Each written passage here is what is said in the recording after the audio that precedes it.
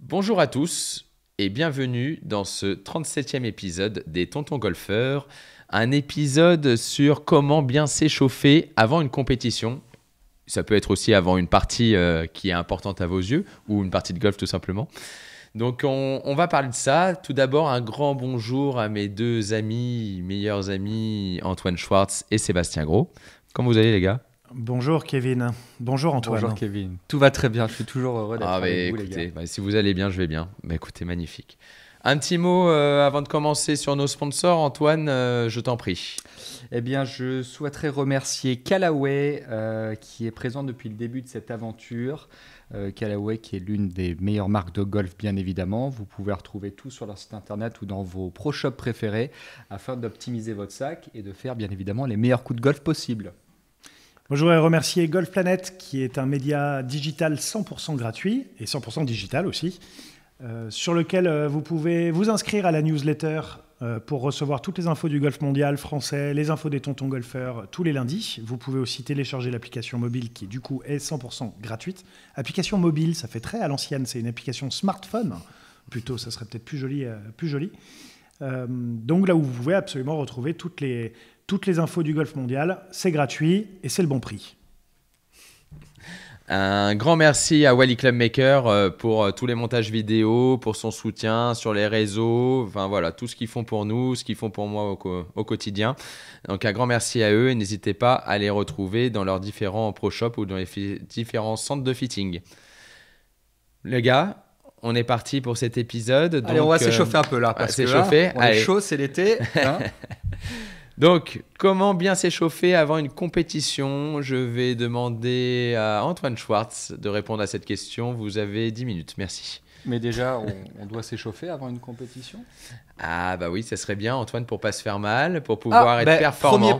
Premier point, l'échauffement va servir à quoi? Déjà tout simplement à s'échauffer et aussi à prévenir certaines graves choses qui peuvent se passer, comme les blessures. Parce que bien évidemment, mal s'échauffer, c'est développer potentiellement des blessures et des douleurs qui peuvent apparaître. Donc bien s'échauffer avant une compétition, pour moi, ça commence par s'échauffer musculairement. Alors d'accord, donc quand on parle d'échauffement, on va le décomposer de plusieurs façons. Il y a effectivement un échauffement qui peut être fait avant le golf, qui peut être fait même la veille, qui peut être fait le matin, qui peut être fait au moment où on arrive au golf. Donc on va essayer de différencier un peu les différentes parties. Toi, alors c'est peut-être la différence entre préparation et échauffement. Échauffement, c'est peut-être le jour même quand même. Là, je voyais plus la préparation mentale, toute la préparation, mais on en a déjà parlé. Ouais. Là, ça va être plus échauffement. On va partir sur le jour même. Ouais. Est-ce que Seb, tu pourrais nous décrire ton échauffement? Est-ce que tu penses qu'il est important qu'il soit dedans? Des choses peut-être que tu fais ou que tu ne fais pas forcément. Mais voilà, quel moment tu considères pour toi que tu es dans ton échauffement avant ta compétition? Alors, tu viens de dissocier deux mots qui, selon moi, sont très importants. C'est préparation et échauffement. C'est-à-dire que le but de la vision long terme, c'est de préparer son corps à pouvoir faire un swing de golf sans qu'il soit pathologique pour le corps, parce que la grande base de la préparation physique, par exemple, c'est de prévenir les blessures. Et ensuite, on peut arriver dans de la préparation physique dans le sens optimiser au maximum son corps pour être performant. Mais je pense que la première des étapes, c'est de préparer son corps pour qu'il soit apte à pouvoir faire un swing régulièrement et sans douleur. Ensuite, on a effectivement la préparation mentale pour que potentiellement on puisse mettre à bien ce corps au service de ce qu'on a à faire. Moi, dans mon échauffement avant une partie, donc le jour même, je parle vraiment le jour même quand je me lève, moi je vais tout de suite essayer d'activer le corps simplement par des exercices de mobilité que je vais faire dans la chambre, très rapidement après avoir pris mon café, parce que quand je me lève, je prends un café. Donc ça va être ça. Ça va être moi je vais. T'as dit quoi? 3 ou 4 cafés même, toi sur les cafés. Non, le matin tout de suite verre d'eau, tout de suite grand verre d'eau, parce que ça c'est l'échauffement on va dire pour l'intérieur du corps, mais tout de suite grand verre d'eau, et après effectivement un petit café. Après je vais tout de suite me diriger justement dans un endroit là où j'ai un petit peu de place pour faire de la mobilité, ça va simplement être pour un espèce de réveil articulaire, pour pouvoir justement rentrer dans ma journée du bon pied. Puis ensuite, une fois que je suis réveillé articulairement et dans tous ces exercices de mobilité, je vais utiliser un rouleau de massage avec des mouvements dessus, donc à poids de corps, qui ne sont pas du tout des mouvements longs, profonds, pendant longtemps. Ça va juste être des mouvements relativement rapides, un petit peu sur toutes les chaînes musculaires. Pareil, pour un petit peu stimuler la zone. Et en stimulant la zone, qu'est-ce qu'on fait? C'est qu'on apporte du sang, en fait, dans la zone, en disant au corps, regarde, il se passe un truc ici. Donc ça, c'est juste pour stimuler le corps et musculairement aussi. Et après, je vais avoir différents types d'exercices, en fait, que je vais faire, qui vont être des exercices à poids de corps ou avec des élastiques ou avec mes petites galettes de proprioception, justement, pour réveiller aussi bien comme il faut les appuis. Et l'idéal, après j'ai aussi un petit enchaînement qui ressemble à un enchaînement de tai chi, mais ça, c'est pour commencer à vraiment rentrer aussi, à me préparer mentalement à la partie que je vais avoir à faire. Mais l'idéal, en fait, c'est qu'à la fin de cet échauffement, sans que je me sois cramé, c'est que je pourrais presque taper un drive à pleine vitesse sans me faire mal, tout de suite après l'échauffement. Ça, c'est l'idéal. Et si je devais... Théoriquement, je parle, parce que pratiquement, non, j'aime bien avoir le contact avec les clubs, mais idéalement, il faudrait qu'à la fin d'un échauffement matinal, qu'on puisse aller sur le parcours en se sentant bien, sans avoir tapé de balle. Et que, idéalement et théoriquement, il faudrait être capable de pouvoir jouer en s'étant échauffé et sans avoir tapé de balle que l'inverse. Parce que les gens font trop souvent l'amalgame de à l'échauffement au practice, on va en parler après, en fait, je suis en train de travailler techniquement. Mais c'est un échauffement, donc il faut le prendre au sens propre du terme. Si tu avais 10 minutes, tu as le choix entre te taper 10 boulettes et t'échauffer, qu'est-ce que tu fais? Alors, c'est là où je dis bien, c'est la différence de la théorie et de la pratique, c'est que si j'ai que 10 minutes, je vais aller taper 10 minutes de balle rapidement. Je vais faire 4 minutes très rapides d'échauffement un peu accéléré au practice de mon corps. Tu fais condenser, tu fais les deux, mais en condensé. Je vais faire les deux en condensé. Mais je vais faire les deux en condensé parce que j'ai toujours eu besoin de me réveiller avec un club de golf. Avant, quand j'étais même plus jeune et que du coup, j'étais pas du tout embêté par des douleurs dans le dos ou des douleurs dans les poignets ou j'en sais rien. Mon corps était beaucoup plus réactif à chaque mouvement que je faisais. C'est vrai que du coup, ça m'arrivait même de n'avoir rien fait dans la chambre, rien fait dans les vestiaires et directement arriver au golf et de taper mes premières balles pour me réveiller musculairement. Maintenant, le corps a commencé à vieillir, ça se voit, il y a des cheveux blancs, il y a des rides, les articulations ne sont plus les mêmes, après tellement d'années à beaucoup jouer au golf. Donc c'est vrai que maintenant j'ai besoin de ce réveil articulaire, ce réveil de mobilité et même ce réveil cardiovasculaire, en fait, justement pour faire monter aussi un peu le rythme cardiaque pour pouvoir en fait être apte à pouvoir jouer au golf tout de suite et être performant. Ouais, j'aime pas cette expression de j'ai besoin de 2-3 trous pour me réveiller. Non, 2-3 trous pour me réveiller, il y a déjà 3 trous, c'est 1/6 du parcours. On sait très bien qu'au golf, on ne peut pas se permettre de se réveiller sur le parcours. Il faut être prêt tout de suite au départ du 1 pour faire un bon coup, quoi. Moi, je préfère réveiller la mobilité et sentir que je suis apte que taper forcément des balles. La seule chose qui va me déranger, moi, ça va être plus de ne pas avoir la rythmique et le rythme que je vais venir chercher au practice. Je fais beaucoup de balles où je regarde même pas un peu la trajectoire, où j'essaie vraiment de trouver un peu le rythme, notamment sur du wedging et chipping court qui est des notions, qui sont des éléments assez importants pour moi pour bien jouer. Donc du coup, je cherche vraiment à essayer de trouver cette bonne rythmique, cette bonne séquence et à la rechercher. Et ça, je vais avoir du mal si j'ai pas eu quelques balles pour pouvoir le faire. Malgré tout, si je devais choisir aussi, je pense que je ferais du condensé, et si vraiment je devais choisir, je pense que je préférerais faire de la mobilité. D'ailleurs, ça nous est déjà arrivé, même, peut-être pas en tournoi, on avait le temps, mais ça arrive maintenant sur des stages ou des programmes où on n'a pas le temps de taper réellement des balles. Et en fait, on commence déjà très bien parce qu'on prend le temps quand même de faire de la mobilité pendant qu'on est en train de s'occuper de nos élèves, etc. Moi, je vais également donner mon avis sur ça. Je vais regarder la caméra, comme ça, je vais vous regarder pour ceux qui regardent sur YouTube. Échauffez-vous, bordel, musculairement, mais vous vous rendez pas Antoine, compte. On est obligé de mettre des bips à chaque épisode, Antoine. Mais non, mais c'est la chose la plus importante que vous devez faire lorsque vous arrivez avant sur le practice. Vous devez vous échauffer musculairement. J'ai lu il n'y a pas très longtemps, je ne sais plus si c'était sur Golf Digest ou un truc comme ça. Déjà, c'est bien que tu aies lu. Comment ? Déjà que c'est bien que tu aies lu. Exactement. C'était un livre audio, t'inquiète pas. Que 80% des blessures d'un golfeur sont dues à un mauvais échauffement. 80%. Donc c'est quand même énorme. c'est la priorité. Avant même de taper des balles, avant même de quoi que ce soit, vous devez faire un échauffement musculaire. Que cet échauffement soit effectivement chez vous, dans un vestiaire, dans une salle de sport, au practice, mais surtout ne tapez pas des balles ou surtout des pleins coups dès que vous arrivez sur le practice. C'est la plus grosse erreur que vous pourrez faire. C'est certainement aussi une erreur qui pourrait vous coûter très cher et vous permettre de ne plus jouer au golf parce qu'un faux mouvement en plus sur un corps qui n'est pas échauffé, ça peut être la catastrophe. Donc, s'il vous plaît, quel que soit l'âge que vous ayez, 15 ans, 50 ans, 90 ans, échauffez-vous. Bien évidemment, il y a certainement des mouvements qui seront plus compliqués à faire en fonction des âges, mais échauffez-vous toujours, ça c'est la priorité numéro 1. En fait, les plus jeunes, et je me permets juste de rebondir sur les plus jeunes, vu que tu as commencé à 15 ans, ce qui est très bien. En fait, ce qui va être très très bien pour les plus jeunes, de quand même s'échauffer, même si en fait, presque on ne ressent pas la différence entre avant et après l'échauffement, parce que le corps est encore très très apte à faire beaucoup de choses et il est très très malléable. C'est juste pour plus tard. C'est toujours difficile de réfléchir dans 20 ans, dans 25 ans, dans 30 ans.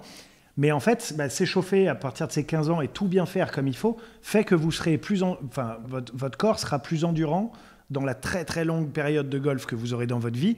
En fait, vous allez repousser, voire ne jamais en avoir, mais repousser les moments là où le golf aura des conséquences néfastes sur votre corps. Donc, il ne faut pas hésiter à s'échauffer, même si on croit qu'on n'en a pas besoin.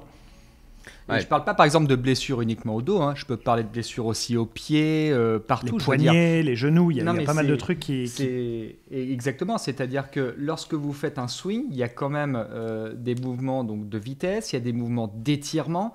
Si vous commencez directement à faire un grand coup alors que le muscle n'est même pas échauffé, mais vous allez vous faire une déchirure musculaire, vous allez vous faire une fracture, ça peut arriver ce genre de choses. Il faut être extrêmement vigilant. Et après, c'est vrai que moi, j'entends souvent des résumés de parties de mes élèves et qui me disent ah ouais, j'ai mal commencé comme d'habitude, etc. Et en fait, quand tu pousses un peu, ils n'ont pas pris le temps de taper des balles, n'ont pas pris le temps, s'échauffer, je t'en parle même pas, mais même de taper des balles. Et c'est vrai qu'on ne peut pas arriver et être performant au départ du 1 et sur les premiers trous. Enfin, ça relève un petit peu du miracle. Mais tu vas bien jouer pendant 2 ou 3 trous parce que du coup, tu n'es pas échauffé, tu as ton niveau d'attente qui est bas et donc du coup, tu te dis juste oh là, attends, je vais y aller mollo, je vais taper des coups. Tu tapes pas trop mal pendant 2-3 trous et puis après, tu as le cerveau qui reprend le dessus. Tu augmentes le niveau d'attente parce que tu as bien commencé, sauf que ton corps, il est toujours pas apte parce qu'il a au final fait que 6 swings de golf, vu qu'après, c'était des coups de petits jeux. Et ensuite, hop, le cerveau reprend le dessus, sauf que ton corps, il est pas apte. Et là, tu te mets à faire ah ouais, mais j'ai joué parfait les 3 premiers et après, pendant 6 trous, j'en ai plus levé une. Mais oui, c'est parce que ton corps, il est pas prêt en fait. Bien sûr. Non, mais on l'a dit, donc c'est extrêmement important. Après, il y a plusieurs façons de s'échauffer. Justement, on va le dire. Donc, on va essayer de mettre tout ce qu'on peut mettre dans l'échauffement, on va dire, musculaire, de mobilité, des articulations, tout ça. Donc, on a eu déjà la routine de Seb. On va commencer par faire un petit rétro sur, dans l'épisode qu'on a eu avec Nadia, NutriGolf Pro. Elle explique aussi l'importance de la nutrition et de l'hydratation pendant un échauffement, que ça commence bien avant, ça ne commence pas au départ du 1, ça commence bien avant. Donc, on vous renvoie vers cet épisode. Je ne saurais plus vous dire à quelle minute c'est, mais en tout cas, on parle de justement, Nadia, qui du coup c'est son métier, parle de à quel moment on peut commencer l'hydratation, la nutrition, parce que ça va pendant l'échauffement d'ailleurs. Ouais, avant l'échauffement, ça va être tout de suite. Donc du coup, elle en parle avec pas mal de précision, donc on vous renvoie là-dessus. Ouais. Et donc du coup dans cet échauffement, alors moi par exemple j'aimais bien faire ou un petit peu de corde à sauter ou faire du vélo quand on était dans des hôtels où on avait la chance d'avoir une salle de muscu, effectivement utiliser des élastiques ou aller courir 5 minutes, 10 minutes. Voilà, donc toute cette mise, on va dire, en tension musculaire. C'est pour augmenter le rythme cardiaque. Ouais, rythme cardiaque. Donc effectivement, donc là je le répète, donc courir, vélo, corde à sauter, faire même des enchaînements de mouvements à poids de corps. Tout ça, ça va être très bénéfique. Il va y avoir des étirements, pas des assouplissements, à faire la différence, des étirements donc avec des élastiques, donc soit en tension, soit sans tension, mais pas où vous restez des heures et des heures sur une position à essayer de pousser pour aller plus loin. C'est pas le but, c'est pas le moment. Ça ramollit le muscle et c'est pas le but, ouais. Donc ça, pas le faire. Il y a les rouleaux de massage qui sont très bons, qui sont assez simples à transporter, que vous pouvez même mettre autour de certains clubs de golf quand vous voyagez dans l'avion, ça peut protéger vos clubs. Donc ça, vous pouvez vous en procurer un dans différents magasins de sport. Ouais, vous avez même des boules de massage, si vous n'avez pas de place pour emmener un rouleau, hein, il y a des non, ça c'est autre chose, Antoine, mais on peut pas en parler là. mais effectivement, il y a différents types pour. Vous pouvez le faire avec des balles de tennis. On le faisait aussi avec des balles de golf sous les pieds. Enfin voilà, il y a plein de possibilités avec les rouleaux de massage, tout ça qui sont pour effectivement envoyer du sang dans différentes parties du corps pour pouvoir justement la mettre en activité. On peut le faire à quels endroits? Dans votre chambre d'hôtel. Si vous êtes effectivement en tournoi, pas chez vous. Vous pouvez le faire chez vous, évidemment, dans votre salon, n'importe où. Vous pouvez le faire dans les vestiaires. Quasiment tous les golfs ont des vestiaires, donc vous pouvez en profiter. Voilà, vous mettez un peu de musique, vous vous mettez dans votre truc. Et nous, on se retrouvait tous dans les vestiaires à faire nos trucs sans se parler, à faire voilà, notre échauffement. Donc ça c'est les endroits où vous pouvez le faire. Sur le parking du golf. Et après, vraiment, si vous n'avez pas le temps, pas l'envie, vous pouvez le faire au practice. Voilà, vous avez un élastique qui est dans votre sac de golf et vous pouvez commencer un peu de mobilité, faire quelques mouvements, faire voilà, quelques mouvements. En tout cas, essayez de le placer pas 4 heures avant, plutôt dans une continuité, on va dire de 1 heure avant d'arriver au practice jusqu'à voilà, dans les 1 heure. Que ce soit très proche du practice ou un peu éloigné, mais en tout cas pas 3 heures avant et pas non plus 2 minutes avant de taper une balle, ça suffit pas. Donc toujours cette mise en... C'est hyper important pour arriver à être dans les meilleures conditions et même pour essayer de taper des bons coups directement et pas en fait que ça soit un échauffement avec une perte de confiance dans votre technique et dans le contact et dans tout ça. Ouais, et je pense que, outre tout ce que tu disais, c'est de se créer une routine qui est régulièrement la même. Vous créez une routine sur le parcours quand vous tapez vos coups de golf. Il faut vous créer une routine lorsque vous vous échauffez musculairement. Donc cette routine, elle peut évoluer au fur et à mesure. Ça va dépendre aussi, par exemple, de ce que vous voulez travailler dans le swing. Si effectivement, vous remarquez qu'avec votre pro, vous avez peut-être des petits soucis de souplesse ou de mobilité pour placer le club à tel ou tel endroit, effectivement, je pense que sur l'échauffement, il faudra peut-être plus accentuer sur cette problématique. Donc tout ça, c'est de vous créer une routine que vous tenez régulièrement, mais je suis assez d'accord avec vous que voilà, le but aussi, c'est de stimuler un petit peu le cœur pour faire monter un petit peu entre guillemets, en pression cardiaque, en influx sanguin, pour pouvoir dynamiser l'ensemble du corps. Ensuite, on parlait, alors en parallèle ou avant, etc., on n'a pas mis d'ordre, on parlait plus à un échauffement plutôt mental. Donc, toi, alors pour finir sur le physique, je voulais juste finir sur le physique. Et puis, il y a des gens dont c'est le métier, donc il ne faut pas se dire « Oh, c'est bon, je fais 2-3 mouvements, je m'en sors ». Non, renseignez-vous, essayez de trouver quelqu'un qui peut vous aider, dont c'est le métier, à construire une bonne routine d'échauffement. De réveil musculaire ou vraiment d'échauffement à proprement parler, mais c'est pas juste j'ai vu un mec faire ça au practice, puis je fais ça et puis non je fais quelques petites rotations et puis c'est bon j'ai fait mes petites rotations. Ça c'est limite des mouvements qui peuvent favoriser les blessures en fait vu que c'est pas les bons. Donc il faut que ça soit hyper adapté à vous. Ouais. Voilà, parce que le but c'est que vous vous fassiez pas mal en fait. Vu que vous voulez jouer au golf, alors on sait que c'est comme le putting, hein, l'échauffement, c'est chiant. Non, c'était juste pour Antoine. Mais Antoine a quitté l'épisode. Le putting, c'est pire quand même. Ouais, le putting, c'est pire. mais en fait, c'est pas ah ouais, mais ils font chier les tontons. En fait, au final, ils se mettent toujours à parler de performance. Non, là, on se met pas à parler de performance. On se met juste de vous qui aimez le golf et qui vous voulez jouer pendant des années et des années et des années sans avoir mal. En fait, ça, c'est un truc pour éviter d'avoir mal. Alors ouais, c'est chiant, c'est pas très palpable. On peut même se sentir presque un peu bizarre après s'être réchauffé les premières fois en se disant « Ah ouais, mais je sais pas, mon corps, je le sens pas comme d'habitude. » Ben oui, c'est parce qu'il est échauffé en fait. Donc, et sur le long terme, en fait, vous gagnerez des points, mais surtout, vous gagnerez du plaisir en fait, de simplement pouvoir jouer plus longtemps en forme. Ensuite, tu parlais, toi que tu faisais quelques mouvements de tai chi, qu'est-ce qu'on pourrait mettre dans l'échauffement mental ou la routine de mise en condition pour arriver prêt au départ du 1 Qu'est-ce qu'on pourrait mettre dedans? Il y a plusieurs choses auxquelles je pense. Effectivement, vous avez marqué la respiration, il y a la méditation, la visualisation, il y a la musique aussi. Il y avait beaucoup de personnes qui utilisent des écouteurs pour un sentiment d'isolement, pour de concentration. Ça peut être de la musique, ça peut être dedans des audios. C'est du méditatif et en fait des états qui sont souvent appelés de pleine conscience. Pourquoi est-ce que souvent la musique, les gens aiment bien écouter de la musique? C'est parce que ça les transporte ailleurs et que ça leur permet de calmer en fait l'activité mentale et neuronale en étant concentré sur un seul truc. Donc c'est vrai que c'est pour ça que la musique elle a tendance à bien aider. Je déconseille le très très gros boom boom avant d'aller sur le parcours parce qu'on recherche quand même souvent un état un peu de calme. Mais je déconseille aussi quelque chose de très très calme qui va peut-être plutôt avoir tendance à vous endormir. Moi, ce que j'aime bien faire là-dessus, tu as utilisé quelque chose que j'aime bien, c'est des focus sur la respiration et aussi un peu de visualisation. C'est-à-dire que de visualisation aussi bien du parcours que de soi sur le parcours, c'est hyper intéressant justement pour se préparer mentalement à faire ça.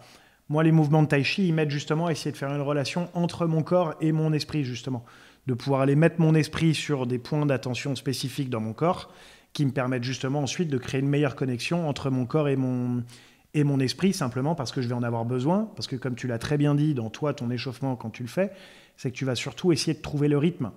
Et un bon rythme, si on arrive à l'ancrer un petit peu inconsciemment dans son cerveau, si on peut mettre son cerveau en relation avec son corps, c'est ce qu'il y a de mieux. Donc du coup, plus justement il va y avoir de la rythmique qui peut être aidée par de la musique aussi, mais plus on va mettre de la rythmique et plus son corps sera connecté à cette rythmique qu'on a dans le cerveau et plus ça sera réalisable en fait de joindre les deux ensemble. Même si l'échauffement mental, je pense c'est important, mais moins important que l'échauffement physique et que l'échauffement golfique, il a aussi sa part de performance. On sait que si on veut faire des bons scores, si on veut être performant, il faut forcément avoir un mental qui suit derrière. Et c'est vrai que rien que la visualisation, je trouve que c'est quelque chose qui est très intéressant. Comme tu disais, se mettre aussi avec des écouteurs, se poser... essayer de visualiser les coups en fonction des trous, même si je ne suis pas très fan du fait de se projeter dans le futur et d'imaginer un scénario, il faut être vigilant par rapport à ça. C'est plus effectivement visualiser le coup qu'on souhaiterait faire sur chaque trou, essayer de se remémoriser les bonnes zones, apporter des ondes positives. Ou même l'attitude, comment tu aimerais être. C'est-à-dire que quel golfeur t'aimerais être, tu vois, le but de la visualisation, il peut être d'un point de vue complètement stratégique de comment faire le parcours parfait. Ça, c'est une possibilité, tu vois. Là, je pense que c'est ce que tu entends par projection. Mais en fait, le but... Donc, tu peux avoir ce côté là où tu dépersonnifies et tu vas juste te dire, OK, il faut que je pose la balle là. Ensuite, il faut que je pose la balle là. Ensuite, il faut que je pose la balle là. Donc ça serait le côté un peu stratégie. Mais ensuite, justement, dans le travail de visualisation que tu vas mettre en place par rapport à l'attitude que tu peux avoir, exactement comme a dit Kevin, c'est que tu peux t'amuser, en fait, à créer les deux. C'est-à-dire à créer des très bons coups et à créer des très mauvais coups. Mais quand tu crées un très mauvais coup... Là, le focus de la visualisation, il ne va pas être sur où est-ce qu'elle a fini la balle ou qu'est-ce que tu as fait dans ton swing, mais plutôt comment est-ce que tu vas décider d'agir après ce mauvais coup. Donc, est-ce que tu es en réaction ou non? Et comment est-ce que tu vas faire face justement à l'adversité sur le parcours? Et donc, du coup, moi, je vais m'énerver, je vais casser mes clubs, je vais faire un hélicoptère. C'est une possibilité. C'est quand vous lancez le club et que ça part comme ça. Ouais, parce que essaye de préciser l'hélicoptère. Parce que ouais, mais il y a d'autres manières de faire l'hélicoptère quand toi le maîtrises. Mais ça va être en fait de visualiser et d'imaginer la manière justement dont tu vas réagir face à l'adversité. Donc ça peut être plus en te voyant en train de taper un coup, mais simplement la manière dont tu marches, la manière dont tu vas respirer sur le parcours pour retrouver ton calme. Donc, ce n'est pas forcément que créer des scénarios, différents de où est-ce que je mets la balle. Ça peut être aussi simplement de comment est-ce que moi, je vais me comporter sur le parcours. Et ça, c'est des choses, on en avait déjà parlé dans un épisode. Moi, j'aimais bien le faire la veille, par exemple, avant de m'endormir. C'est vrai que j'étais moins sur ça, sur cette période d'échauffement proche du parcours. Après, c'est un peu à votre sauce, essayez de le placer comme vous voulez. Moi, je sais que j'aimais bien écouter Il y a des périodes où j'écoutais de la musique, des musiques que j'aimais bien, et souvent, elles me restaient dans la tête toute la journée. Ça me permettait, moi, voilà, je la chantonnais toute la journée. Ouais, je me souviens, t'avais libéré, délivré, je ne serai plus jamais. Ouais, je me souviens de celle-là que t'écoutais tout le temps. Et sinon, j'ai fait aussi des périodes où c'était plus des audios de méditation qui m'aidaient pendant ma séance en fait d'échauffement à mieux respirer, à écouter des choses positives, des choses qui me mettaient dans un bon esprit, et ça me permettait voilà de me sentir vraiment en préparation de ma compétition et dans cet échauffement, et même pendant que j'étais en train de taper les premières balles de la journée. Très bien. Écoutez, ensuite, après la partie mentale, bon, il y a bien évidemment la partie golfique. J'espère que vous prendrez assez à l'avance pour avoir du temps.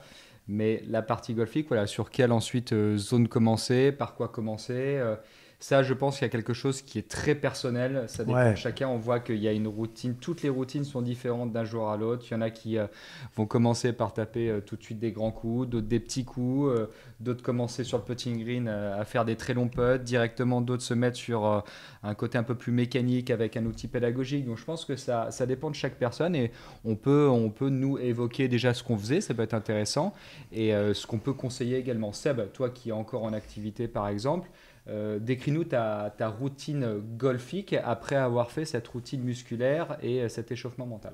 Alors moi, quand j'arrive au golf, je prends un café. Mon 6e. Non, blague à part.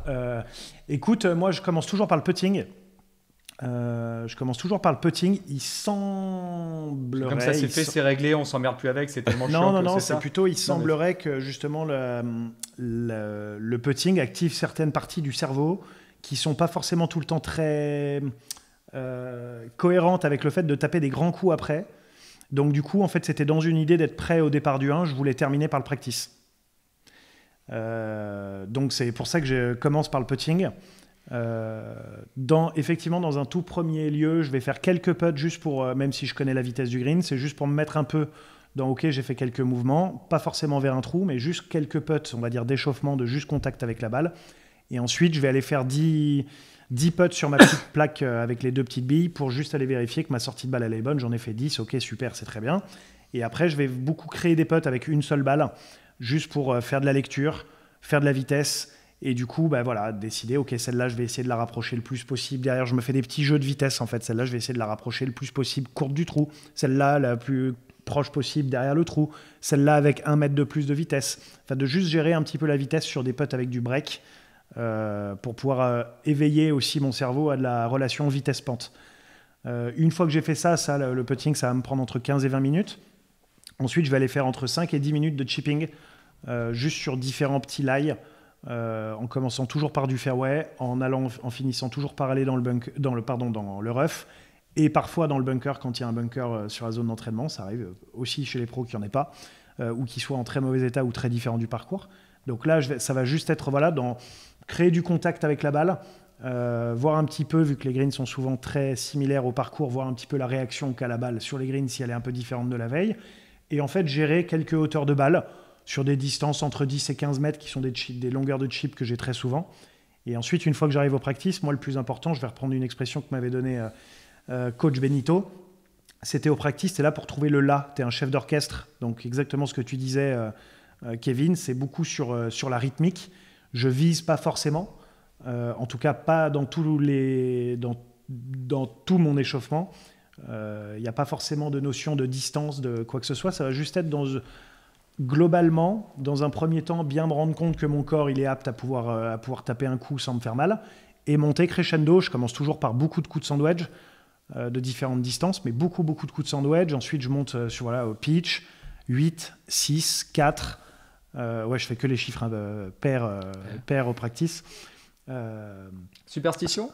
Non, c'est c'est une habitude. Et par contre, quand je sais pas, par exemple, si j'ai mal joué la veille, là, je vais prendre 9, 7, 5. Et du coup, ça change tout. Et du coup, automatiquement, ça change tout. Et finir par, je tape pas tant de coups de bois que ça. En fait, je tape 2-3 coups de bois 3, je tape 3-4 coups de bois 3 et peut-être 5-6 drives, avec peut-être les 2 derniers qui sont vraiment tapés à fond ou très proches de celui que je vais avoir à taper au départ du 1 si c'est pas un drive à fond au départ du 1. Mais en tout cas, ça va être très lent, ça va être très crescendo, c'est-à-dire qu'il n'y a que les 10 dernières minutes de mon échauffement, là où je suis vraiment sur des pleins coups à pleine intensité, et tout le reste, les peut-être 30 ou 40 balles qu'il y a eu avant, c'était beaucoup très très basé sur le rythme. Voilà, à faire des bonnes rotations des deux côtés, parce qu'on dit toujours ouais mais tourne dans la balle, ouais mais il faut que bon bref, donc à bien tourner des deux côtés, en fait vraiment dans une idée de mon corps il est délié et il est apte à taper un coup à n'importe quel moment parce que je me suis bien échauffé, mais je le vérifie aussi au practice. Donc ça dure 1 heure quoi, à peu près. Ouais, c'est à peu près, j'ai besoin de 1h10 à peu près. Moi après c'est vrai que je changeais ma routine, ce qui est pas bien. Mais je la changeais quand même en fonction des installations aussi. Parfois, c'est vrai que quand tu te retrouves à avoir un practice qui est très loin ou un putting green qui est proche du départ du 1 ou qui est très loin, etc., ça pouvait faire évoluer un petit peu l'ordre des choses parce que malheureusement, il faut aussi optimiser son temps et optimiser un peu ses déplacements. Donc ça pouvait faire évoluer dans l'idéal. Dans l'idéal, vraiment, c'est de mettre dans l'ordre des choses. Excusez-moi, je vais reprendre. Tu me fais tellement rire quand tu te perds comme ça. Ouais. Non, mais ça arrive. Alors, dans l'idéal, je sens, j'en sais rien. Je connais pas l'idéal. Voilà. Allez, bonne nuit, j'y vais, il est 11h. Non, mais vas-y.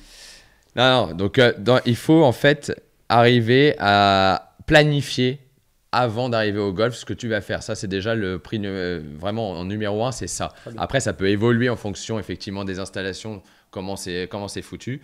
Évidemment, dans l'idéal, moi, je préfère mettre le practice dans la continuité du départ du 1, donc comme fait Seb. Donc plutôt commencer par du putting, chipping, practice, comme a dit Seb. Moi, je trouve que c'est très bien. J'aimais bien, si le putting green était à côté du départ du 1, pouvoir refaire quelques petits putts juste avant pour me remettre en confiance, soit des très petits putts, soit tout petit, super important. Des tout petits pour vraiment entendre la balle rentrer dans le trou, me mettre en confiance.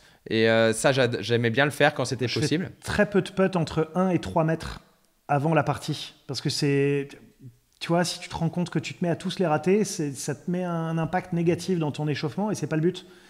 Donc moi, j'aime bien faire des tout petits putts, du 40-50 cm, plus court pour ceux qui ratent de temps en temps des 40-50 cm. Vous pouvez vous mettre à 15-20 cm, mais en fait, c'est juste pour se mettre dans le truc, des petits putts, on entend le bruit de la balle et compagnie, et ensuite aller plus loin, juste pour gérer la vitesse. Ouais. Est-ce que du coup, tu te mettais aussi en mode un peu performance à l'échauffement ou tu essaies d'avoir un détachement complet? Je l'ai fait à certaines périodes. Dans les 15 dernières années, je l'ai fait à certaines périodes de mettre de l'échauffement et je me rendais compte que ça me nourrissait pas des bonnes choses. Si j'en mettais beaucoup dans de la performance, ça allait hausser mon niveau d'exigence un petit peu sur le parcours, pas beaucoup, hein, mais ça l'influait un petit peu. Et à l'inverse, de temps en temps, de beaucoup les rater à l'échauffement, sur le parcours, ça me permettait de temps en temps c'est pas grave, tu vois, t'es peut-être pas dans ta plus grande journée de putting, sois indulgent avec toi. Et de temps en temps, ça me permettait aussi de me dire, statistiquement, si j'en ai beaucoup raté sur le putting green à l'échauffement, j'ai peut-être une chance d'en mettre beaucoup sur le parcours. Les stats sont dans mon truc, mais je trouvais que ça me mettait trop dans le résultat et pas simplement dans fais bien rouler la balle, chope la vitesse, lis des pentes, mais t'es pas obligé de la rentrer, quoi, c'est pas grave. Il y a beaucoup de mecs qui s'échauffent même qu'avec des trous fantômes, là, les ghost holes. Et je pense que c'est dans une idée de ne pas être influé par le résultat véritable de la balle qui tombe dans le trou. Ouais. Pour rebondir sur ça, moi je parle d'une expérience personnelle, j'en avais déjà parlé sur l'un des précédents épisodes, où le meilleur score que j'ai fait a été -10 à Dubai Hill sur un tournoi du MENA Tour, avec certainement en termes de qualité d'échauffement, je parle en termes de résultats, certainement le top 3 de plus pourri de l'année que j'ai pu faire. Je faisais des tops, je grattais un peu les balles, j'étais pas dedans physiquement, le chipping était plutôt correct, le putting était juste catastrophique au point de me dire que je vais enlever la ligne, 5 minutes avant d'aller à mon départ du 1 parce que, je sais pas, énormément de difficultés et je me retrouve sur le parcours à la fin à être déjà à -11 après 13 trous et terminer à -10 dans 2 clubs devant alors que mon échauffement, mais jamais j'aurais pu penser ça et à partir de ce moment-là, j'ai compris que faire de la perf à l'échauffement, pour moi, ne servait pas à grand-chose, qu'on était sur un échauffement pour s'échauffer. Un échauffement pour s'échauffer, ça pourrait être le titre de l'épisode, c'est qu'un échauffement, c'est fait pour s'échauffer, c'est pas là pour performer ou pour s'entraîner. Ouais, mais d'ailleurs, dans chaque compartiment qu'on a dit, effectivement, on peut peut-être spécifier un petit peu plus ce qui doit être fait. Je vais te laisser par exemple faire le putting. Oh non, c'est chiant le putting. Arrête, t'es d'accord avec nous? Ça me rassure parce qu'on a l'impression d'un peu insister sur ça. On avait l'impression que tu adorais ça, nous. Écoute, c'est mon métier. Voilà, j'y vais vraiment avec beaucoup de peine tous les matins. Voilà, tu as eu tellement de facilité dans la vie que tu as décidé de te compliquer les choses dans ta vie professionnelle. C'est bizarre maintenant. Hein. Voilà, papa et maman, ils m'ont pas aidé, mais bon, maintenant je commence à prendre sur moi. Non, écoute, au putting, la priorité de toute façon, c'est la gestion de la vitesse. À partir du moment où vous êtes sur un green, vous allez être plus ou moins loin du trou, mais déjà les plus grosses erreurs dès le départ et ce qui peuvent vous mettre dans le rouge, c'est tout de suite avoir la problématique sur le vitesse. Donc moi j'aime bien, comme disait Seb, dès qu'il arrivait aussi pouvoir commencer à faire un peu de vitesse, à sentir un petit peu la vitesse des greens, même si vous connaissez votre golf ou vous avez déjà peut-être fait une reconnaissance avant la compétition, un Grand Prix ou autre la veille ou quelques jours avant. Donc, c'est toujours au moins déjà avoir une notion un peu de la vitesse. En plus, il s'avère qu'il y a quand même une majorité du temps où la vitesse des greens le jour de la compétition peut être parfois un peu différent de la veille ou de 2 jours avant. Pas sur les tournois forcément professionnels, mais du moins sur une partie de tournoi amateur, on voit de temps en temps qu'il peut y avoir cette différence de vitesse 2 jours avant et pendant la compétition. On voit même parfois des greens qui sont de plus en plus rapides au fur et à mesure de la compétition. Donc pour moi, la priorité dès qu'on arrive au putting, c'est faire un peu de vitesse déjà, pour essayer d'éviter le plus possible les 3 putts. Ensuite, j'aime bien avoir un outil aussi, comme disait Seb, c'est travailler la sortie de balle. Donc il y a plein d'outils pédagogiques qui existent. On avait fait un épisode avec Wellputt, notamment on parlait du Wellstroke et ce tapis de putting qui permet de pouvoir visualiser la position de votre putter, de votre face de club dans l'espace, en même temps travailler la sortie. Et ça, tu le considères comme un peu de technique ou pas de technique? Parce que là, on est sur 10-15 minutes d'échauffement. Toi, tu conseilles de mettre cette partie-là quand même qui rappelle un... Je conseille... Oui et non, encore une fois, c'est très personnel. Je crois qu'il faut se connaître. Moi, je conseille, ça va dépendre de la personne que j'ai en face de moi, mais j'aime toujours savoir si ma balle sort à peu près dans l'axe que je souhaite. C'est surtout ça. Tu vois, il y avait un truc que Mike Lorenzo Vera faisait qui était pas mal aussi, je trouvais, pour la technique, pour quand on veut pas utiliser d'outils. C'est que lui, il essayait de trouver un putt très droit, tu vois, de 1 mètre, 1 mètre 20, 1 mètre 40 à peu près, je crois, sur le putting green, le putt le plus droit possible. Il mettait les 2 tees, comme ce que faisait Tiger là, pour le point de contact. Et en fait, il puttait vers le centre du trou. Et il se disait, si jamais je la prends dans le centre du putter et qu'elle rentre dans le centre du trou, c'est que ma mécanique, elle est bonne. Donc ça, c'était sans aucun outil, tu vois, juste sur un putt tout droit, de viser le centre du trou, parce que c'est déjà bien de viser le centre du trou. Ouais. Mais si en voulant viser le centre du trou, je la prends dans le centre du putter et qu'elle rentre dans le centre du trou, c'est que ma mécanique, elle est bonne. Toi, ce que tu faisais vachement, Antoine, c'était avec la ficelle. Ouais. Ça, tu le faisais. Et ça, je faisais la ficelle parce que c'était pendant tes soirées drag queen, non, que tu utilisais beaucoup la ficelle aussi. et cette ficelle, j'utilisais, outre pour mes soirées un peu bizarres, j'utilisais notamment pour voir la bonne position de mes yeux par rapport à la balle, parce qu'elle me permettait tout de suite de sentir si mes yeux étaient trop au-delà ou trop en retrait par rapport à la balle. Et puis ça donne quand même une très bonne notion de comment le putter doit circuler aussi. Oui, exactement. Donc tout ça, c'est important de trouver votre outil pédagogique. Il y a des miroirs également qui peuvent vous aider à sentir ça, et tout dépend de chaque personne. Donc je suis toujours un peu fan d'avoir un outil pédagogique pour vous aider un petit peu à sentir ce que vous travaillez et ce que vous devez prendre conscience pour optimiser ça. Et après derrière, et voilà, et c'est une piqûre de rappel. C'est une piqûre de rappel. C'est pour s'aider à se mettre dans le bon mood. C'est pas un travail technique à ce moment-là. Oui. C'est vraiment pour juste trouver, se mettre dans l'ambiance, quoi. Exactement. Donc si on résume, 10-15 minutes, un peu de vitesse, un outil pédagogique qui peut faire un piqûre de rappel un petit peu de ce que vous travaillez ou ce qui est important pour vous mettre en condition. Idéalement, quelques tout petits putts à la fin pour la confiance qui peuvent être placés juste avant le départ du 1 ou à ce moment-là si vous avez besoin. Une fois qu'on a fait ça, on va au chipping green s'il y en a un et qu'il y a la possibilité de faire. Au chipping green, qu'est-ce qu'on peut dire? On essaye, comme dit Seb, de faire différents lies, donc des lies qu'on peut retrouver sur le parcours très propres sur le fairway.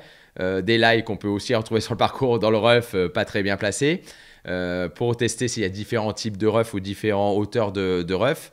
Bunker s'il y en a et qu'il est cohérent par rapport à ce qu'il y a sur le parcours. Et là, ça va être plus trouver un rythme de l'échauffement, trouver des hauteurs, vérifier qu'on arrive à avoir un contact dans toutes ces situations-là. 10-15 minutes aussi. Ça vous semble cohérent aussi? Ouais, bien sûr. Je pense que voilà, tu parlais de contact. Moi, je vais essayer d'avoir des bons contacts surtout. C'est ça qui va me permettre de pouvoir bien optimiser mes points de chute, essayer d'être le plus performant possible, travailler les contacts. On l'avait déjà dit sur un précédent épisode autour du chipping qu'un bon contact ne veut pas dire forcément une balle qui est contactée parfaitement sur le fairway, je veux dire entre balle et club. Vous pouvez être dans le rough et avoir de l'herbe qui s'interfère entre la balle et la face de club, et vous allez avoir cette sensation de contact qui est un peu gratté, mais c'est normal, d'accord. Il faut, pour moi, travailler ces contacts, avoir un bon contact, c'est la chose sur laquelle moi je me focaliserai lorsque je chip pour pouvoir ensuite derrière optimiser. En tout cas, se faire du bien avant une partie. On est là pour se préparer, pour s'échauffer. Oui. Donc on s'échauffe, on est là pour développer un peu de finesse. Rien de mieux que se créer un peu de finesse dans un secteur ou un type de chip particulier sur lequel on est plutôt bon. Comme ça, au moins, on prend le centre du club, ou si c'est dans le rough, on crée les bons contacts et compagnie. Mais en tout cas, se faire du bien et faire des petits mouvements, parce qu'au final, on chip assez souvent dans une partie. Donc, s'échauffer, prendre la balle à peu près comme il faut, voir comment elle réagit sur le green. On est vraiment là pour se faire du bien. On n'est pas là pour se martyriser, à aller faire des chips injouables et perdre confiance avant d'aller sur le parcours. Ensuite, du coup, on arrive au practice. Donc là, chacun va avoir un peu ses préférences. De façon générale, on commence quand même souvent avec les sandwedge, que ça soit le plus ouvert, le gap wedge, ou chacun a ses préférences. Il y en a qui vont décliner tous les wedges, il y en a qui vont en faire que un. Moi, ce que j'aime bien, en tout cas qui est dans cette partie-là, c'est qu'en fait, on répète un petit peu des gammes. J'essaye que chaque élève ait au bout d'un certain niveau, qui vient quand même assez vite, je veux dire en dessous 25, en dessous 20 d'index, qu'il ait un micro-étalonnage quand même de distance au wedging. Et j'aime bien qu'il commence la journée en les faisant pas juste faire des coups pour rien. J'aime bien qu'il les fasse, ça lui permet de faire une petite répétition, tu vois. Donc ça peut être un demi-coup, ça peut être un 3/4 de coup derrière, pour arriver finalement au plein coup. Ça fait une mise en situation, pas du tout une mise en situation. Ça permet de s'échauffer et de monter en intensité petit à petit. Donc ça, c'est bien. Moi, à titre perso, je le faisais plus pour une recherche de rythme. Donc j'étais même pas forcément sur une amplitude ou sur quelque chose. J'essayais de trouver vraiment ma séquence et mon rythme sur ces coups de wedge. Et après, je faisais des derniers coups de wedge qui étaient plutôt cohérents avec des distances. Ensuite, on va monter dans les intensités, donc effectivement, et pourquoi est-ce qu'on part par les wedges? C'est surtout pour pas commencer à faire des grands mouvements tout de suite et compagnie. Au final, on s'est échauffé très bien, on a puté, on a chippé, mais il y a encore ce mouvement très spécifique de faire un swing de golf. Donc, on y va mollo, quoi. Et donc là, effectivement, je trouve ça bien de choisir pair ou impair. Ça peut varier, hein, mais au moins, vous n'avez pas besoin de taper tous les clubs. Effectivement, faire un club sur 2, c'est très bien. Si vous voulez faire moins, vous pouvez faire moins. En tout cas, 9-7-5, ou pitch 8-6, 4 si jamais vous avez un faire 4. Quelques hybrides, quelques coups de bois, quelques drives. C'est pas une séance de travail, donc c'est une séance où il faut s'échauffer. Ça sert à rien de taper 40 drives. Ouais, vous n'êtes pas là pour taper des bons coups en fait. Moi, je sais que j'essaye de taper le même nombre de balles par club. À partir du moment là où je commence à arriver dans les fers, au-delà des wedges. Mais j'essaie de taper 6 balles par club. Pourquoi je tape 6 balles par club? En fait, c'est simplement pour taper 3 fades, 3 draws. Mais si je rate mes fades et que je réussis mes draws, je me dis pas attends, j'en refais une parce que là, j'ai vraiment raté le fade. Non, c'est pas grave. C'est juste là pour éduquer mon corps à ok, je fais telle trajectoire avec tel club. Et puis, si elle sort pas, c'est pas grave en fait. C'est juste il va y avoir besoin de taper des fades sur le parcours, il va y avoir besoin de taper des draws. Et en fait, je me mets dans le truc. Et puis peut-être que ça passe pas sur les petits. Et puis au final, le corps, il se chauffe encore un peu plus. Et puis peut-être que j'y arrivais pas encore avec pitch et 8, mais peut-être qu'avec 6 et 4, je vais me mettre à réussir à faire des fades. Enfin voilà, c'est vraiment éduquer le corps et le mettre en route pour une journée. Et je tape le même nombre de balles sans réagir à la production que j'ai eue. On voit trop de personnes s'agacer au practice à l'échauffement, mais de temps en temps, même verbalement, de « chier, quoi ». Mais on s'en fout, on n'est pas jugé encore au practice, on s'en fout. Et puis même sur le parcours, déjà, on s'en fout en soi, mais sur le practice, on n'est pas là pour ça, on est là pour s'échauffer. C'est pas grave si on la rate la balle. Mais c'est pas mal, je trouve, l'idée pour pouvoir au moins avoir un cadre et un peu quantifié de compter le nombre de balles qui peut évoluer. Hein. Vous pouvez faire évoluer votre routine d'échauffement. Et ensuite, c'est pas ayatollah du nombre de balles. Je dois taper que 6 balles avec le pitch parce que les tontons, ils ont dit 6 balles. Hein. Non, mais amusez-vous à vous dire, tiens, moi, j'aimerais bien, dans le meilleur des cas, bon, on met le wedge un peu à part, mais peut-être qu'on se dit c'est 10 wedges. Après, ça va être 4 balles de 9, 3 peu importe, vous faites un peu votre plan. Et ça peut être intéressant. Comme ça, quand vous trouvez quelque chose qui vous semble cohérent et qui vous convient, vous dites je vais essayer de répéter ça. Et ça permet de créer une routine qui, petit à petit, va se consolider, vous mettre en confiance. Et du coup, vous allez être à l'aise dans le fait de répéter les mêmes choses. Et ça va vous aider petit à petit d'arriver au départ du 1 dans des conditions plus optimales et pour être plus performant parce que vous avez répété une même chose et que du coup vous êtes à l'aise et votre corps, votre esprit il est à l'aise de refaire les mêmes choses, de répéter les mêmes choses. Donc ça, je trouve que c'est une bonne chose d'essayer de le quantifier, nombre de balles, parce que je pense que la plupart des gens n'ont aucune idée du nombre de balles en fait. Non, ils tapent souvent le nombre de balles qu'il y a dans le seau. Ouais. Sauf que tu peux jouer dans des golfs, il y a 24 balles. Ensuite, la semaine d'après, tu joues dans un golf, il y a 39 balles. Donc en fait, t'es pas échauffé de la même façon. Et ça se trouve, c'était en n'en tapant que 22 que c'était mieux. Hein. Mais c'est juste de prendre un peu l'habitude là-dessus. Ouais. Ça rejoint le fait que je vois aussi pas mal de personnes qui s'épuisent effectivement au practice avant de... vu qu'ils s'échauffent jamais, c'est une compétition et du coup ils veulent s'échauffer. Sauf que vu qu'ils font tout, attends, je vais tout faire bien. Ah ouais, mais attends, à chaque fois que je m'échauffe, je joue pas bien. Mais c'est juste parce que ton corps, il a pas l'habitude. Exactement, c'est que donc il est fatigué, t'en fais trop. Vous épuisez à taper 50 balles, 60 balles, vous épuisez à taper 30 drives à fond.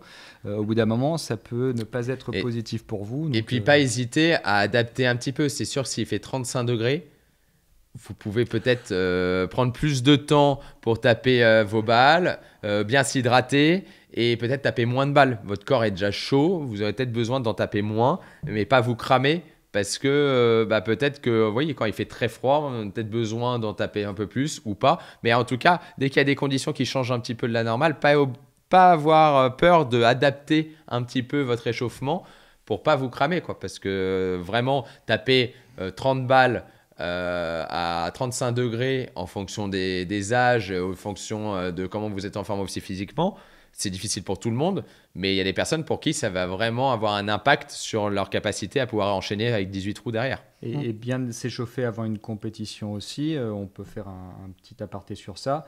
C'est aussi s'échauffer, comme tu disais, à s'hydrater, à manger. C'est-à-dire que sur le parcours, vous faites quoi normalement si vous voulez optimiser votre performance? Vous mangez et vous buvez.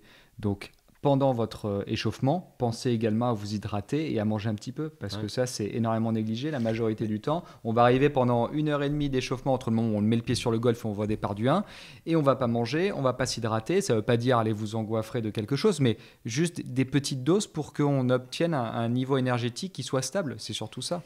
Ouais, en fait, c'est ce qui est... on essaye souvent dans tous nos différents épisodes des tontons justement même si on sait très bien qu'il y a des gens qui nous écoutent qui sont là que pour prendre du plaisir et du coup qui prennent peut-être moins de choses que ceux qui sont là vraiment pour être performants dans nos épisodes, mais en tout cas ce qui est sûr c'est que on ne porte pas assez attention aux choses qui vont nous faire progresser. On aimerait que faire progresser ça soit que taper des balles. Allez, on va au practice, on tape des balles. Ou on va sur le parcours, on fait que du parcours. Mais si on veut véritablement progresser sur le long terme, il va y avoir plein de petites choses. Alors comme on l'a dit quand Nadia était là, il y a des trucs, c'est assez chiant, chronophage, rébarbatif, c'est un peu tout le temps la même chose. Mais ça fait progresser. Peut-être que 0,5 coups par partie. Mais pour ceux qui ont l'habitude de jouer des tournois sur 4 jours, ça fait 2 coups. C'est quand même beaucoup, 2 coups. Pour ceux qui ont l'habitude de leur index, je pense que tout le monde serait content d'avoir 0,5 ou 1 de moins sur l'index. Ensuite, quand on avait eu par exemple Sébastien Clément comme caddie, et on en a parlé beaucoup aussi, dans la stratégie, oui c'est chiant aussi, mais ça fait gagner des points. Au putting, on en parle tout le temps, ça fait gagner des points. Et l'échauffement, ça va vous faire gagner des points, mais sur le long terme en plus.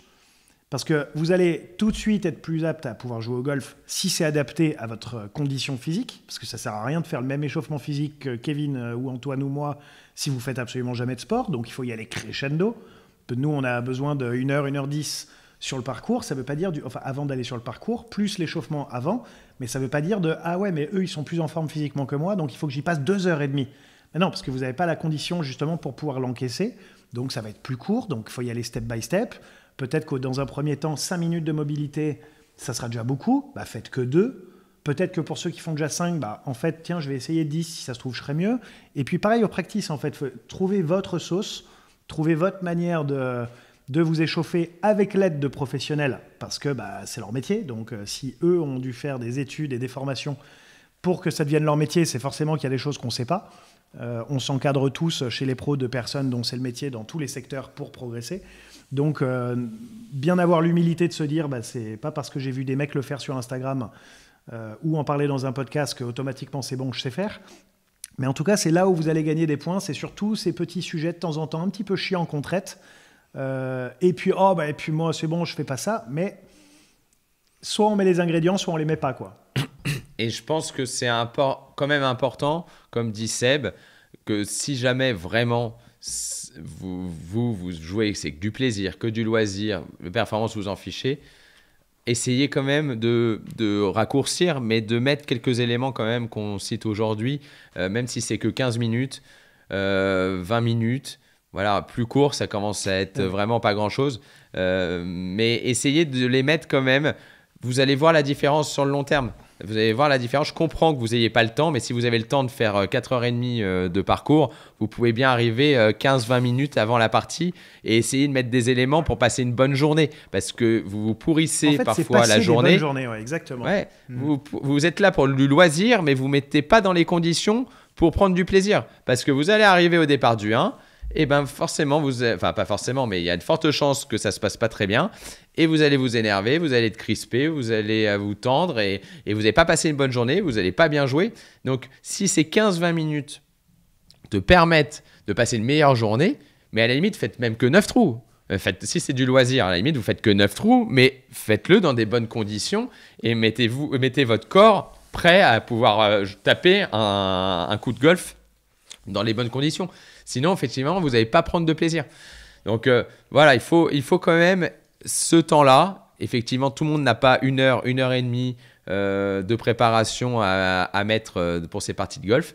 Mais même si c'est 15 minutes ou 20 minutes et qu'elles sont très bien optimisées et qu'elles sont construites pour vous, ça sera super. Ça sera vraiment super. Donc là, sur le practice, est-ce que moi j'aimais bien aussi taper les quelques derniers coups de la séance de practice en relation avec ce qui m'attendait sur le parcours. T'en parlais un petit peu, Seb, par rapport au drive. Moi, ça m'arrivait de jouer, alors soit s'il y avait une mise en jeu qui me posait problème spécifiquement sur le parcours, j'aimais bien la répéter 1 ou 2 fois pour me rassurer, pour que sur le parcours, quand j'allais arriver sur le parcours, même si c'était au 10e trou ou 12e trou, je l'ai déjà tapé aujourd'hui. Surtout si c'est une trajectoire qui est, entre guillemets, pas celle qui est forte dans mon jeu. Et après, j'aimais bien aussi taper la mise en jeu du 1.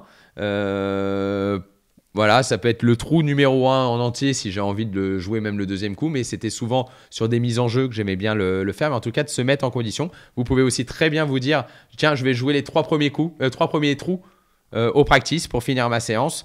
Je tape le drive du 1, idéalement j'ai un fer 9 derrière, je tape le coup de fer 9, derrière c'est un par 3, tac. Voilà, et pour vraiment vous mettre un petit peu dans cette condition et dans cette impression un peu de déjà vu quand vous allez arriver après sur le parcours. Donc c'est assez sympa. Voilà, tu gérais émotionnellement, par exemple, si tu faisais ces 3 trous que tu faisais ou ces premiers coups et que c'était pas du tout le coup que tu voulais faire, qui était. C'est pour ça que j'ai arrêté, moi. Je trouvais que c'était un problème. C'était un problème du coup que je n'avais plus à gérer. Tiens, tu veux taper le drive du 1, il faut la faire autant de row, et là tu fais un énorme serpent, ou à l'inverse tu fais un push slice et et du coup tu sais, tu te l'ancres, tu te l'es mis dans la tête 5 minutes avant, et du coup moi parce que j'arrivais pas à gérer ça, justement c'est pour ça que j'ai arrêté de le faire. Je pense qu'il faut arriver à justement encore une fois se connaître, à voir voilà, du coup si tu t'es fais capable. Le coup de recentrage après avoir fait le quick slice au 1 ou pas au practice. C'est pour ça que tu me voyais que taper des petits coups au practice. Mais c'est pour ça qu'effectivement, si tu es capable de te dire ah bah ce slide, je suis content qu'il tombe ici au practice plutôt qu'au départ du 1, heureusement que je l'ai tapé ici.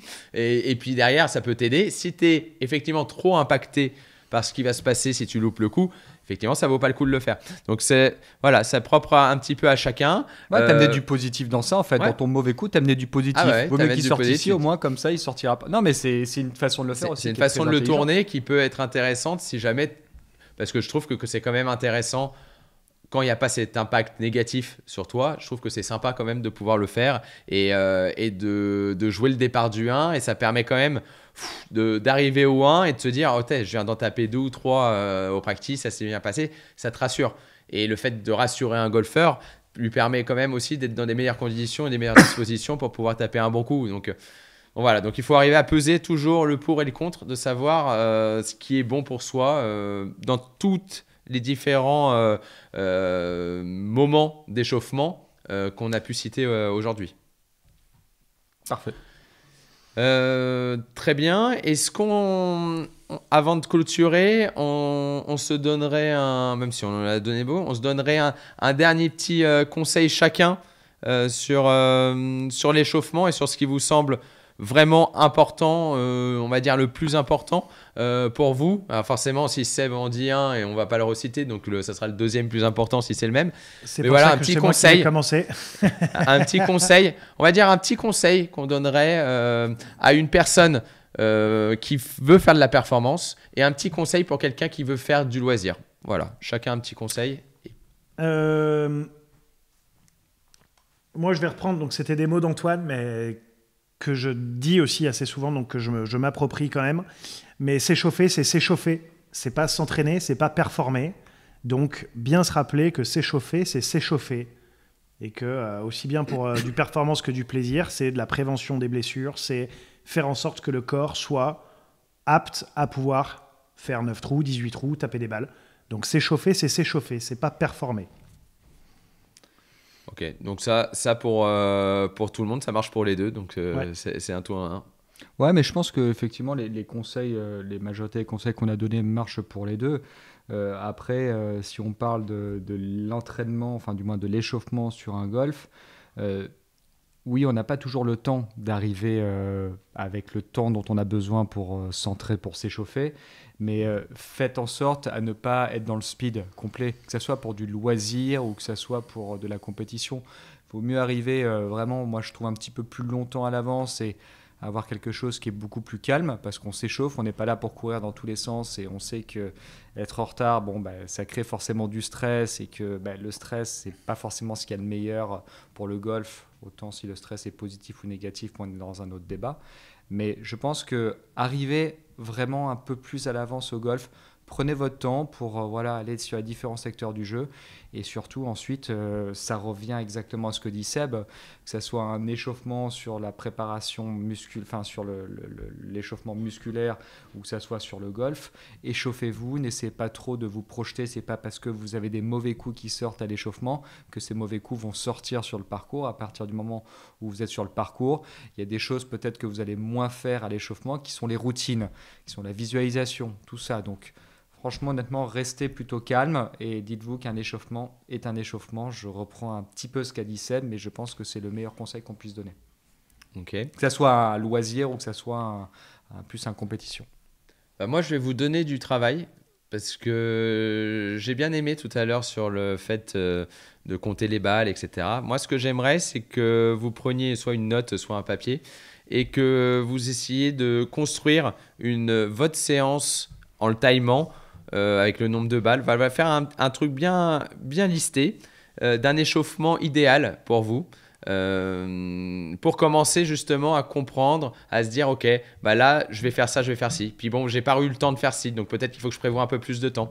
Et voilà, de construire en fait votre routine, mais par écrit, pour pouvoir avoir un cadre sur lequel vous pouvez vous appuyer. Alors ça, je vais plus m'adresser à ceux qui veulent faire de la performance, parce que les autres, je vais les gonfler. Et pour ceux qui sont vraiment dans du loisir, vraiment d'intellectualiser le truc différemment en se disant c'est 15 minutes, 20 minutes que je les prends pour mon plaisir, pour pouvoir prendre encore plus de plaisir sur le parcours, pour pouvoir passer une bonne journée et être content de moi, être content du moment que je passe. Donc, priorisez ces 15 minutes ou 20 minutes qui font partie. Si vous avez un départ à 11h, ce n'est pas un départ à 11h que vous avez à 10h40, vous devez être au golf, il n'y a pas de 11h, 11h. Vous décalez tout de 20 minutes. Vous êtes obligé de faire ces 20 minutes, 15 minutes et essayez, comme vous n'avez pas beaucoup de temps, d'optimiser et mettre vraiment les choses importantes qui sont importantes pour vous. Donc, ça soit, je pense, un peu de mobilité, quelques mouvements. Essayez de voir avec votre kiné, ostéo, avec différentes personnes ou des profs de sport, une petite routine rapide qui dure 5 minutes. 5 minutes de balle, 5 minutes, ça me fait mal au cœur, mais de putting. Et après, vous allez au départ du 1 et ça va changer vos journées. Alors, peut-être pas la partie tout de suite après, mais sur une année, si vous le faites, ces 15-20 minutes, vous allez voir, vous allez prendre beaucoup plus de plaisir, vous allez faire passer des meilleurs moments. Et si vous êtes là pour ça, ça va être dommage de ne pas le faire. Ok, les gars ? Parfait. On fait tiens, Seb, tu commences pour les sponsors, comme ça tu finiras. Un grand merci à Golf Planet, notre partenaire média 100% digital et 100% gratuit. Vous pouvez vous inscrire à la newsletter pour recevoir toutes les infos du golf mondial français et des tontons golfeurs les lundis. Et puis, vous pouvez aussi simplement télécharger l'application qui est 100% gratuite sur tous les différents smartphones pour être au courant de toutes les infos en temps et en heure. Merci également à Callaway qui est présent depuis le début de cette aventure avec nous. Retrouvez donc l'ensemble des nouveautés qui sont maintenant sorties il y a quelques mois sur le site internet de Callaway et vos différents pro shops et magasins favoris. Et un grand merci à Wally Clubmaker pour son soutien, pour tous les montages, les réseaux sociaux, pour tout ce qu'ils font pour nous. Donc un grand merci à eux. N'hésitez pas à les retrouver dans leurs différents shops et les différents centres de fitting. Un grand merci les gars pour cet épisode. Je laisse la main à Seb pour clôturer cet épisode comme il aime le faire. Ben ouais, merci les gars, merci à toutes et à tous de nous avoir écoutés encore une fois jusqu'au bout pour ce 37e épisode des Tontons Golfeurs. On espère que ça vous a plu. N'hésitez pas à nous faire vos retours sur les réseaux sociaux ou directement par mail. Donc les réseaux sociaux Facebook, LinkedIn et Instagram. Donc @ les Tontons Golfeurs ou sinon par mail lestonsgolfeurs@gmail.com. N'hésitez pas non plus à nous mettre des étoiles, 5 de préférence ou des commentaires ou partager aussi nos épisodes sur les différentes plateformes d'écoute. Et puis on se retrouve dans 2 semaines pour le prochain épisode des Tontons Golfeurs. Salut les gars. Salut.